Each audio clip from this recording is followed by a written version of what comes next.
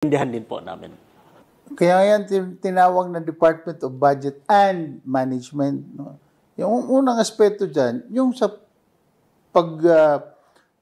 gagawa ng budget proposal, no? Yung National Expenditure Program, DBM talaga yan.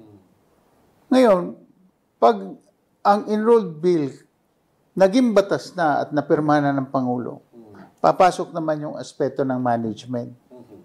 No? Kasi kami yung nagmamanage ng budget. How it's going to be implemented based on the approved General Appropriations Act. So kami nag-release ng pundo, pinoprogram namin yan. No? Subalit sa aspeto ng paggawa naman ng batas, except for the budget hearing proper of the various departments and agencies, pagka po dumaan na sa